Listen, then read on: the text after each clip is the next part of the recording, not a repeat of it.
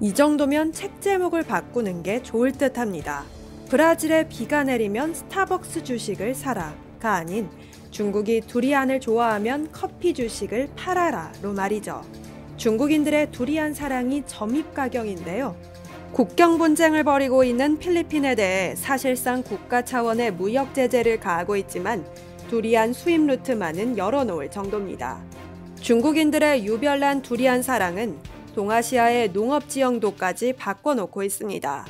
7일 니케이 아시아는 중국의 두리안 사랑으로 인해 로부스타 커피의 국제 가격이 사상 최고치를 기록했다고 보도했습니다.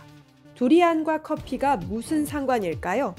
베트남 수도 하노이 구시가지에 위치한 카페 장의 응우옌 흐엉지앙은 커피 원두와 계란이 점점 비싸지면서 상황이 어려워지고 있다고 니케이 아시아에 말했습니다. 런던의 로부스타 선물은 4월 말 톤당 4,500달러를 돌파하며 최고치를 경신했습니다. 이후 시장은 냉각됐지만 가격은 지난해 말보다 훨씬 높습니다. 베트남은 세계 2위의 커피 원두 생산국이자 최대 로부스타 생산국입니다. 그러나 베트남 농부들이 커피 대신 두리안으로 재배 작물을 전환하고 있습니다. 이유는 중국 때문인데요.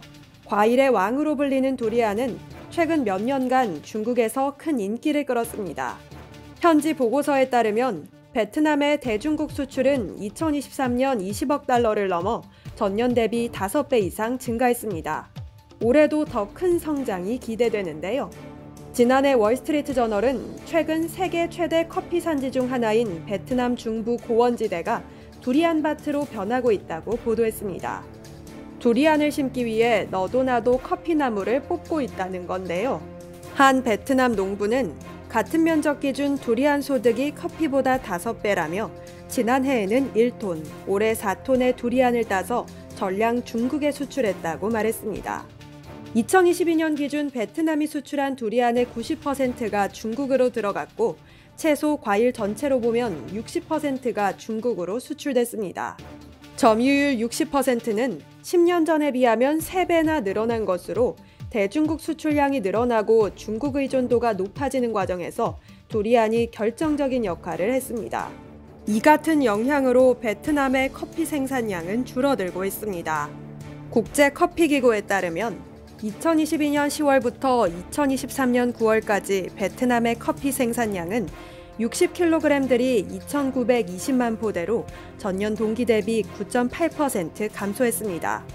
베트남에서 뽑혀나가는 커피나무를 보는 한국 커피 시장의 시선은 불안합니다. 베트남은 세계 최대 커피 생산국 중 하나이며 한국에도 매년 엄청난 양의 커피를 수출하는데요. 2021년 기준 한국의 커피 수입량은 사상 최대인 20만 톤, 금액으로 전년비 42.4%나 늘어난 13억 달러에 달했습니다. 한국의 브라질과 함께 가장 많은 커피를 수출한 나라가 바로 베트남입니다. 세계 최대 커피 공급망을 갖추고 있는 스타벅스의 원두 공급 기지 중에서도 베트남은 중요합니다. 브라질 등 라틴 아메리카 권역, 케냐 등 아프리카 권역과 함께 3대 공급 권역 중 하나가 베트남을 중심으로 하는 아시아 공급 권역입니다.